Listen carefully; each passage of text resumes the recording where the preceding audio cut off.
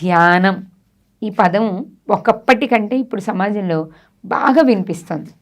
వాస్తవంగా చెప్పాలంటే ధ్యానం చేస్తే బాగుంటుంది, ప్రశాంతంగా ఉంటుంది, ఆహ్లాదంగా ఉంటుంది, యాక్టివ్గా ఎనర్జెటిక్గా ఉంటాం, ఇలాంటి పదాలన్నీ చెప్తున్నారు. రకరకాల మెడిటేషన్స్ గురించి కూడా రకరకాల వీడియోలు వస్తున్నాయి. అసలు ధ్యానం అంటే ఏంటి, దాంట్లో ఏమన్నా స్టెప్ వైజ్ ఉంటుందా, మొదలు ఏం చేయాలి?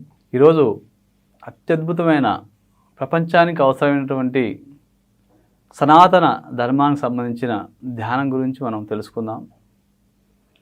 అసలు ధ్యానం ఎందుకు ఈ యొక్క యుగంలో, మరి ఏ యుగంలో ఉన్నామంటే కలియుగంలో ఉన్నామని అందరికీ తెలిసిందే, 4వ యుగం అని. సో ఎందుకు ఈ ధ్యానం గురించి కానివ్వండి, ఆధ్యాత్మిక జ్ఞానం గురించి కానివ్వండి, ఆత్మ విజ్ఞానం గురించి కానివ్వండి, దాని తర్వాత వేదాలకు సంబంధించిన ప్రసంగాలు విపరీతమైన టీవీలో కానివ్వండి, యూట్యూబ్లో కానివ్వండి, రకరకాల మీడియాలో ఎందుకు ఇస్తున్నారంటే ఆధ్యాత్మికత అనేది క్షీణించిపోయింది కలియుగంలో. మనకి ఫస్ట్ యుగం ఏంటంటే కృతయుగము తెలిసిందే, సత్యయుగం అంటారు, రెండోది త్రేతాయుగము, తర్వాత ద్వాపరయుగము, ఇప్పుడు 4వది కలియుగం నడుస్తుంది. అంటే మొదటి యుగంలో ధ్యానం అనేది ప్రతి ఒక్కరికి అది ఒక అలవాటుగా ఉన్నది అప్పట్లో పూర్వకాలంలో. అందుకని అప్పుడు గురుకులాలు ఉండేది, గురువులు ఉండేవారు, ఋషులు ఉండేవారు, తపస్సు చేసుకునే మునులు ఉండేవారు. వారి దగ్గరికి వెళ్ళినప్పుడు వారు అందరూ కూడా ఇలా కూర్చొని అయినా ధ్యానం చేయి, కళ్ళు మూసుకోమని చెప్పేవారు. అలా ధర్మం 4 పాదాల మీద ఉండేది. ఎక్కడ చూసినా ధర్మం అంటే ఏది చేసినా కూడా ధర్మంగా ఉండేవారు. అప్పుడు ఏంటంటే మనం ఇప్పుడు చెట్లు కట్ చేసి అన్ని రకరకాలుగా మనం వంట సామాగ్రి కోసం తయారు చేస్తాం. అప్పుడు అలా కాదు, చెట్టు నుంచి కింద పడ్డ పండ్లను కానివ్వండి, ఫలాన్ని కానివ్వండి, అవి తీసుకుని తినేవారు. అప్పుడు వ్యవసాయం ఉండేది కాదు, వాటితోటే వాళ్ళు జీవనం సాగించారు. ప్రతిదీ కూడా ధర్మంగా వ్యవహరించేవారు. దానంతట అది పండి కింద పడితేనే మనం తినాలి, అంతేగాని దాన్ని తీసుకోకూడదు. కట్ చేయడం కూడా దాన్ని ఒక తప్పుగా భావించి అధర్మం ఇది. అలా 4 పాదాల మీద ధర్మం ఉండేది. అలా ఫస్ట్ది 4వ యుగం అనుకుందాం, ఓకే అండి. 4వ యుగము కృతయుగము 4 పాదాల మీద ఉండేది. త్రేత అంటే 3 పాదాల మీద ధర్మం ఉండేది, 1 పాదం మీద అధర్మం ఉండేది. ద్వాపరయుగంలో 2 పాదాల మీద ధర్మము, 2 పాదాల మీద అధర్మము. ఇది వచ్చేసి మొదటి అనుకోవాలి, మొదటి యుగం అనుకోవాలి. ఇది 1 పాదం మీద ధర్మం ఉంది, 3 పాదాల మీద అధర్మం పెరిగిపోయింది. అధర్మం 3 వంతులుగా ఉంది, ఇక్కడ ధర్మం 1 వంతుగా ఉంది. ఇప్పుడు ఏమవుతుంది, ఇది క్షీణించిపోయింది, ధర్మం అనేది ఇక్కడ క్షీణించిపోయింది. ఆ క్షీణించిన దానికి మళ్ళీ ఆ ధర్మము మేలుకొల్పి పురికొల్పి అందరినీ కూడా మళ్ళీ ధర్మాత్మలుగా తయారు చేసుకోవడానికి ప్రతి ఒక్క గురువులు ఎంతోమంది, ఇప్పుడు చూడండి ఎన్ని ఆధ్యాత్మిక సంస్థలు, ఎన్ని యోగా ఆశ్రమాలు, ఇప్పుడు ప్రపంచంలో యోగా డే అని జూన్ 21కి రావడము, ప్రపంచం అంతా మేల్కోవడము ఈ యొక్క యోగాలోకి. మొట్టమొదటిగా మనకి అష్టాంగ యోగ మార్గాల్లో మొట్టమొదటి ఆసనం, ఆసనం, తర్వాత ప్రాణాయామం, తర్వాత ప్రత్యాహారం, తర్వాత ధారణ, తర్వాత ధ్యానం, తర్వాత సమాధి. ఆ తర్వాత వీటి యొక్క ఫలాలు ఏంటంటే యమ నియమాలు. వీటి యొక్క ఫలాలు మన సమాధి స్థితి, ధ్యానం తర్వాత సమాధి స్థితికి వచ్చిన తర్వాత సంపూర్ణంగా లోపల లీనమై ఉంటాం కాబట్టి మనకు ఎంతో దివ్యచక్షు ఉత్తేజితం అవుతుంది. దివ్యచక్షు ఉత్తేజితమైనప్పుడు మనం ఎన్నో దర్శించుకోగలుగుతాం. మనం చూసే 2 కళ్ళతో చూసేదంతా కూడా 2 డైమెన్షన్ 3 డైమెన్షన్ వరకే.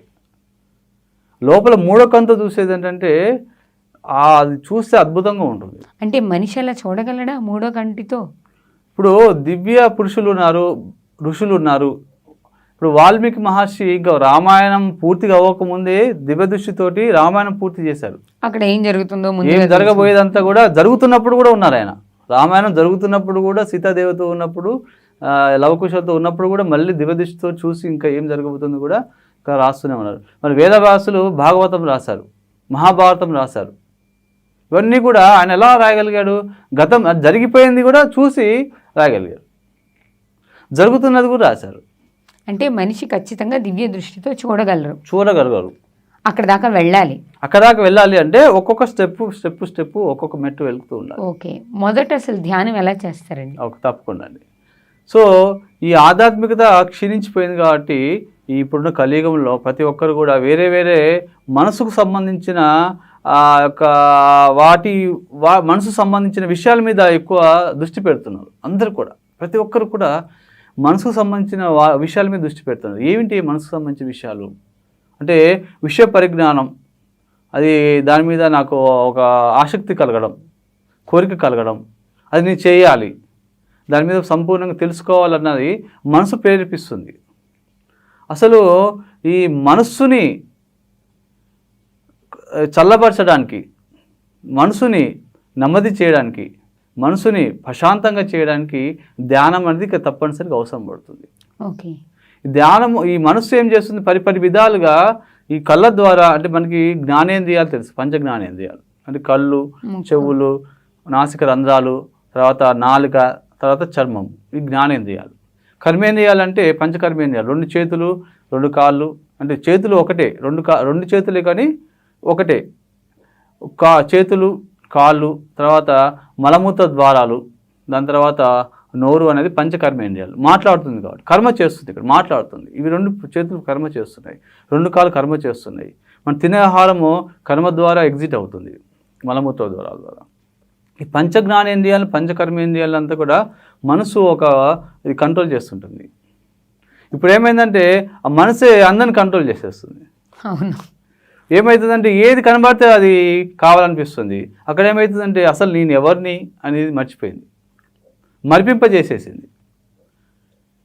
బాడీని మనసు కంట్రోల్ చేస్తుంది, మన బాడీని మనసు కంట్రోల్. ఇక్కడికి వెళ్ళమంటే బాడీని మూవ్ చేస్తుంది, అది చూడంగానే అక్కడికి వెళ్ళాలని అనిపిస్తుంది, ఇది చూడంగా తినాలనిపిస్తుంది, అది ఏదో మాట్లాడాలనిపిస్తుంటుంది, అది మాట్లాడిపిస్తుంటుంది. మనస్సు అనేది జస్ట్ పంచజ్ఞానేంద్రియాలు, పంచకర్మేంద్రియాలని వాటి ద్వారా సేకరించడానికి జ్ఞానాన్ని విన్న ఋషువుల నుంచి కానీ, గురువుల నుంచి కానివ్వండి, వేరే వారి నుంచి విన్న విషయాల్ని లోపల చిత్తం అనేది ఉంటుంది, మెమరీ కార్డ్ అంటారు. ఇప్పుడు మనకి ఎట్లయితే చిన్న మెమరీ కార్డులో కొన్ని 100 సినిమాలు ఎలా అయితే మనం స్టోర్ చేయగలుగుతామో, మన చిత్తం అనేది ఇప్పటి నుంచి వచ్చింది కాదు, కొన్ని యుగాల నుంచి మనం జన్మ తీసుకున్నప్పుడు ఆ చిత్తము క్యారీ ఫార్వర్డ్ అవుతూ ఉంటుంది. ఓకే, దట్ ఈస్ కాల్డ్ మనకి మెమరీ కార్డు. దాన్నే ఏమంటారంటే సంచితం అంటారు.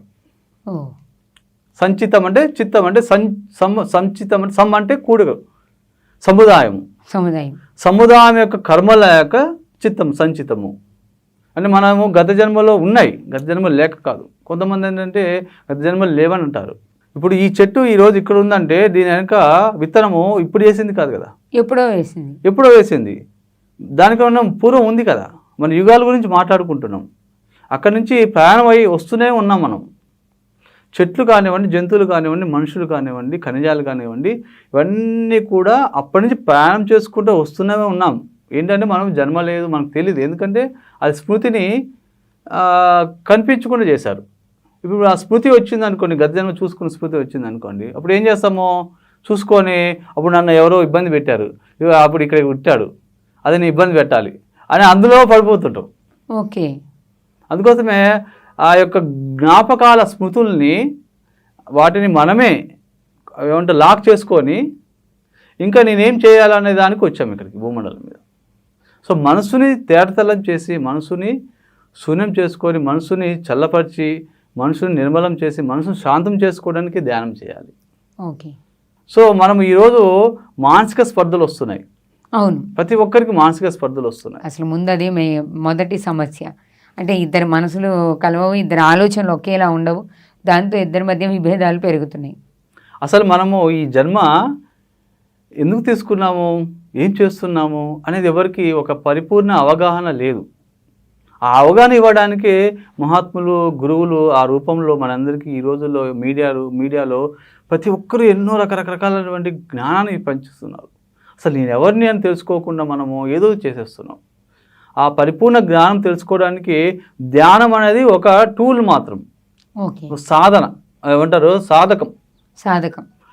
సో ఆ సాధకము చాలా ఇంపార్టెంట్ అనమాట. ఈ ధ్యానము అనేది ఏంటంటే ఒక పరికరం మాత్రం, జ్ఞానం నేర్చుకోవడానికి. ఈ ధ్యానాన్ని ఏమంటే ధ్యానం ద్వారా ఏమవుతుందంటే చైతన్యం అవుతుంది, లోపల అంతర్ చైతన్యము బహిర్గతం అవుతుంటుంది. జ్ఞానం అనేది ప్రజ్ఞకు సంబంధించింది. సో ప్రజ్ఞ అంటే ఏంటంటే పరిశుద్ధమైనటువంటి జ్ఞానం, ప్రజ్ఞ. అంటే ఏంటి పరిశుద్ధమైన జ్ఞానం? జ్ఞానం అనేది అందరికి కనబడుతున్నది. అసలు జ్ఞానం ఏంటంటే ఆత్మకు సంబంధించిన జ్ఞానం. ఓకే. సో చైతన్యం ఎలా నుంచి వస్తుందంటే ధ్యానం నుంచి వస్తుంది చైతన్యము. సో జ్ఞానం ఎలా వస్తుందంటే అంతర్గతంగా మన లోతులకు వెళ్ళినప్పుడు ఆ జ్ఞానం ఆల్రెడీ లోపల ఇమిగ్రతం ఉంది, పుష్టమై ఉంది.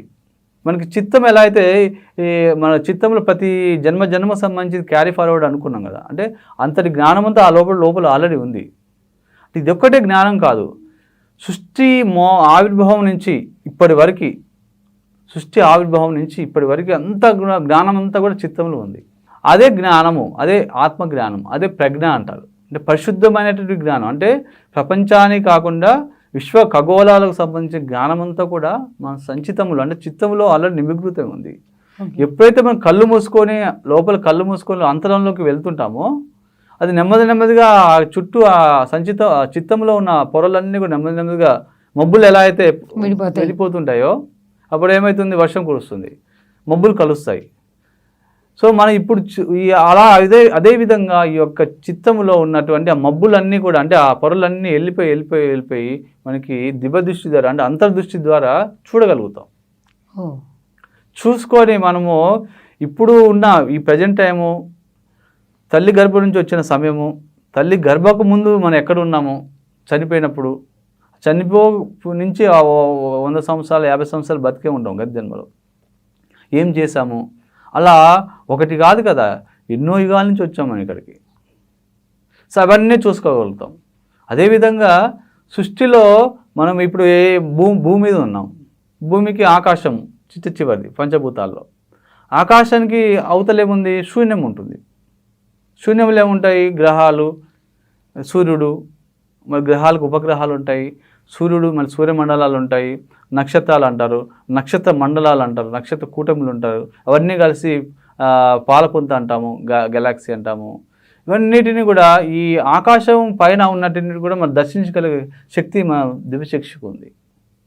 ధ్యానం ఏంటంటే మనసుని తేటతెల్లం చేసి మనసుని ప్రశాంత చేసి చిత్తాన్ని కూడా బుద్ధి ఏం చేస్తుందంటే అటు ఇటు నిర్ణయిస్తుంటుంది. మనం చూసిందంతా కూడా బుద్ధి నిర్ణయిస్తుంటుంది, వెళ్ళాలా లేదని బుద్ధి చెప్తుంది. అవును. బుద్ధి ఏమవుతుందంటే సద్బుద్ధి కావాలి, బుద్ధి వికసించాలి. ఇప్పుడు ఏమవుతుందంటే మనకి తామర మొగ్గ ఉంటుందండి, ఆ తామర మొగ్గ ఎలా ఉంటుంది, బడ్ షేప్లో ఉంటుంది. అది విచ్చుకున్నప్పుడు కమలం అంటే పూర్తిగా పూర్ణ దళమైనటువంటి కమలం అనుకుంటాం. సో బుద్ధి కూడా ఎలా ఉంటుందంటే మనం ప్రారంభంగా జన్మ తీసుకున్నప్పుడు భూమి మీద బుద్ధి అనేది చిన్నప్పుడు అనుకోండి, ఇది ఎలా ఉంటుందంటే ఇలా ఉంటుంది, మొగ్గ స్థితిలో ఉంటుంది. తర్వాత చిన్న నెమ్మది అవుతూ సో వికసించిన పూర్ణ దళమైనటువంటి సంపూర్ణ దళంతో కూడిన ఆ యొక్క కమలం ఎలా ఉంటుందో ఆ బుద్ధిని దానికి చేయడం చూపిస్తారు. ఓకే.